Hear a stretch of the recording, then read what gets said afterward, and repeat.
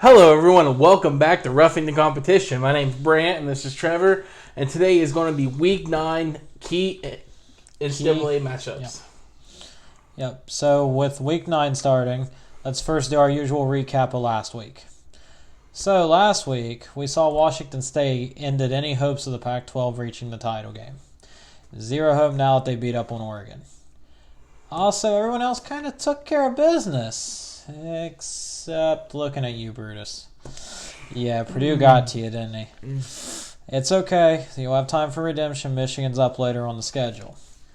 But now that Ohio State's lost and Georgia's lost and both have been number 2s this past couple weeks, it reminds me of a far simpler time in college football. The year was 2007, and it was the year that the number 2 kept collapsing. So real quick, I'm going to give you a quick history lesson on something. Yeah, you hear that sighing? You'll understand why in a minute.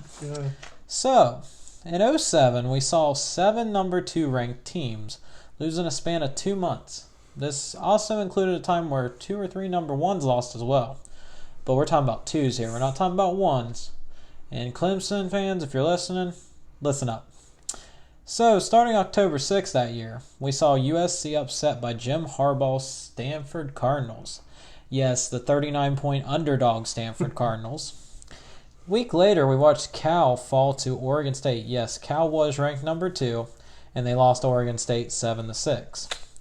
Then that Thursday night, we saw USF. Yes, that USF team that's currently in the American and undefeated lose to a Rutgers team. Yes, Rutgers at this time was pretty good. They had a good coach by the name of Greg Schiano. And anyone remember Ray Rice? Oh, that elevator right into quickly. Yes, it did. It did. 2 weeks later, though, Boston College would lose to Florida State, a win that's later been vacated. See FSU controversies for that one. On a side note, though, this is where things get really interesting. A number 1 Ohio State Buckeye team lost to Illinois, leaving Kansas and Hawaii as the only unbeatens. At the same time, number 2 Oregon would fall in Arizona as Dennis Dixon got injured and ended any hopes of them reaching the title game. Yes, that hurts. But something funny. That loss would propel Kansas, yes, the worst team in college football, to number 2, and this is for real. Rock, chalk, football, Jayhawk? At that time, yes. Oh, goodness. Yeah, let's stick to basketball, Kansas. Yeah. Only to watch them lose the following week to Missouri, who would become the number 1, and then get stomped by Oklahoma in the title game. But don't worry, there is still one more number 2 that lost. No. And to put a bow on everything, Don't do it. would you like to mention how your Mountaineers lost to their rival Pitt? No. No. Okay, so with the history lesson concluded, let's take a look at these big matchups for this week and see if this craziness is going to continue. You expect me to talk after you? Yes, I do. That? Yes, I do, and we'll be okay. Man. Let's kick things off in the Big Ten, though. Let's talk Iowa and Penn State. Both these teams are rolling in here. Penn State struggled as of late. Iowa's looked pretty good. Is Iowa staying in the West race? I think Iowa's going to stay in that West race. Mm-hmm. The only loss this year is to Wisconsin. Yeah.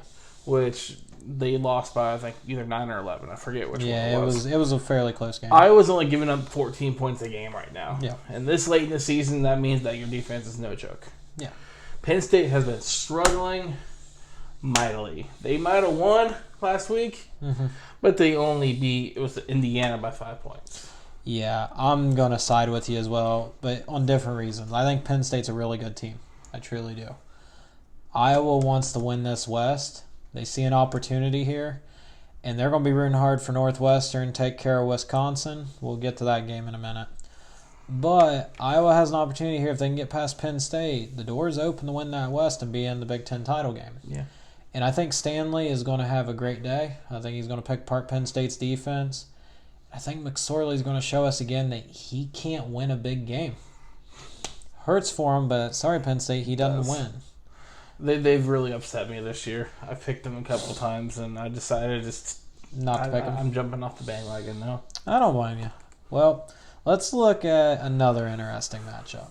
Washington State, the ender of Pac-12 hopes and dreams. Sorry, Oregon. And Stanford, a team that struggled early and was figured to be the darling of the Pac-12. Who wins this? Washington State dominated Oregon last week. That they I'm did. sorry. No, It hurts. I called it. I knew it was going to happen. They looked to dominate. They looked so, just in charge of that whole game It's the whole up-tempo, time. yeah. And I just think the Cougars are finally going to get that top spot. I think the Cougars are finally going to maybe actually make a run to go to that Pac-12 championship game. I don't get too excited yet, but They are starting to put some stuff together. I do have Washington State win this game. Minshew now has 23 touchdowns to only 6 picks with 2,700 yards. Yeah. 3 receivers have over 400 receiving yards. Was it Devontae Martin, Desmond Patton, and Aesop Winston? Yeah. 2 of those guys have 6 touchdowns. Yeah. Apiece. So I don't think Stanford's defense is going to be able to hold up against Washington. Yeah, I'm kind of in the same boat, but again, for a little different reasons. Washington State's looked really good, on offense, and they're going to continue to look good. Stanford, I think, kind of wrote this season off a little bit. They'll finish strong, probably 8-4, 9-3. But this will be a game that they lose. Bryce Love is going to start slowing down. Look for him to protect his draft stock. So he might have a decent day, but it's not going to be trying to win the game for Stanford. So, yeah, I'm going to stay with Washington State until I find a reason otherwise. Man, we're 2. I know, we're agreeing so far. So, let's go to a game that if anyone watches Outlooks knows that we're probably going to disagree on. We got Wisconsin playing Northwestern, and this will help settle that West race a little bit, possibly. Brant, you still sticking with Wisconsin? I'm still sticking with Wisconsin here. Yeah. Their only conference losses came to that hot Michigan team. Oh, that hurts to say. Yeah, I know, you hate Michigan. Oh, goodness. It's anyways, this is a must-win game for both teams if they actually want to have a chance in the Big Ten title game. I think if Wisconsin does win this game with wins over Northwestern and Iowa, I think it's almost a lock as long as they don't have any upsets coming forward. Yeah. I'll agree with you. I think it is a lock if they win because they do have those tiebreakers over them. But I don't think they win. And here's what I think is going to happen. Thorson's at Northwestern, and they've been itching for a chance to beat Wisconsin. This is the weakest Wisconsin team that they'll play. They do give up a ton of rush yards. But I think they'll load that box and make Hornibrook throw, and he's not that good of a thrower. Thorson, on the other hand, is a decent thrower, and nobody's tried to throw on Wisconsin yet. They can run on Wisconsin. We've seen BYU do it. We watched Michigan do it with Higdon. But the only person that's tempted to throw on them scored 24 points, and it was Nebraska with Martinez. He threw for 384 that week. Granted, they got beat up, but Nebraska's not any good. Thorson might be able to get some momentum going if he just airs it out, and I think they'll pull the upset here at home. I think it's going to be a big win for Northwestern. They're going to continue this unprecedented run. Jonathan Taylor has had over 100 rushing yards every single game this year so far. He has, and they are going to have to stop him to get that, but I think they do. Interesting. Yep, so now let's switch gears to the conference. Oh, sorry, I meant the best conference. I meant the SEC. Anyways, let's start out by looking at Kentucky versus Missouri. Can Kentucky stay on this roll? Can they stay as, a top 10 team maybe? I'm not going to pick Mizzou probably until they can prove to me they can win an SEC game. Okay. Kentucky has been rolling. Their only losses to a pretty decent Texas A&M team. Yeah. Who's probably given Alabama the most fits, which is kind of crazy to say, considering they also gave Clemson a lot of fits early in the year. So Snell's been consistent enough with 168 rushing yards and was it 9 touchdowns and 5.4 yards a carry. I think consistency at quarterback position is going to be key for the Wildcats. Yeah, because they haven't had that much of a consistent quarterback there. If they had one, they start every week, but he needs to be a little more consistent. Yeah, if they want to continue to win, but I still think they get to win here. I would, except for I'm going to pick Mizzou here because, they are 0-3 in SEC play. But they lost a tough one to South Carolina on the road. Georgia came into Missouri, and then you played Bama. So I'm going to give you the benefit of the doubt. And I'm going to say that this is your revenge game, and this is a chance for Drew Lock to prove that he's a top quarterback. He bounced back last week, went 23 for 29, 350 yards, 4 TDs, in a game that he really exited early, and they were already up big, beating up on Memphis.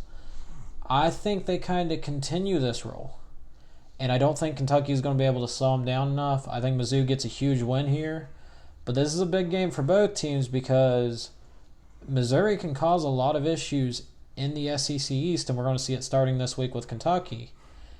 And Kentucky needs this win to prepare for Georgia, who they have next week, to where if they beat Georgia, they're in the driver's seat for the SEC East. If they can get through these 2 weeks, there's no reason Kentucky won't be in that SEC title game. But I don't think they do. It'll be fun. Yeah. All right, so with that said, let's look at their opponents next week. Yes, Kentucky and Missouri play these two teams next week. But for now, we have the showdown in Jacksonville and the one that could decide the SEC East. Florida's coming in, rebounding after their tough start, which included a loss to Kentucky. And Georgia looks after their bye week to rebound from that terrible loss at LSU where they were just utterly dominated. Decimated. We caught that. Both of us, by the way. Yeah, but what's your thoughts here? Who gets the W? I think Georgia gets the W here. I look at each one of their losses, Florida losing to Kentucky and Georgia losing to LSU. And let's be honest, LSU's a lot better team than Kentucky. Oh, absolutely. And I think with that better, loss, both teams got embarrassed by both teams. Yeah. But I think Georgia's looking the huge bounce-back victory here. Mm-hmm. I think Georgia has way too many weapons on the ground, in the air. Holyfield with 488 rushing yards, Swift with 362, and Riley Ridley at 337 receiving. Yeah, looking like his brother out there. I think Georgia has way too many weapons on the offensive side to be able to not beat Florida. I'm on the fence on this one, and so much on the fence that I'm literally going to make my gut prediction here. I know I picked Georgia to originally win this, but I think Florida's going to pull the upset here. And I think it's going to come down to a duel between Fromm and Franks, the two QBs. They're both young. Fromm just got embarrassed in LSU. He'll probably look to bounce back this week. But that Florida defense is stout, and I think they are turnover objective, so they're going to go for all these turnovers. And I think Franks outduels him slightly. But the problem will really be, can Holyfield and Hardman and them create enough problems for the Florida defense? Or will the Florida defense create problems for them? And this game's in Jacksonville. It's going to be a tough one, but I think Florida edges it out. And I think Georgia's now going to be reeling. And I don't know if Georgia's going to recover this year on that. So UCF take over? Maybe. We'll know on game day. There's been rumors.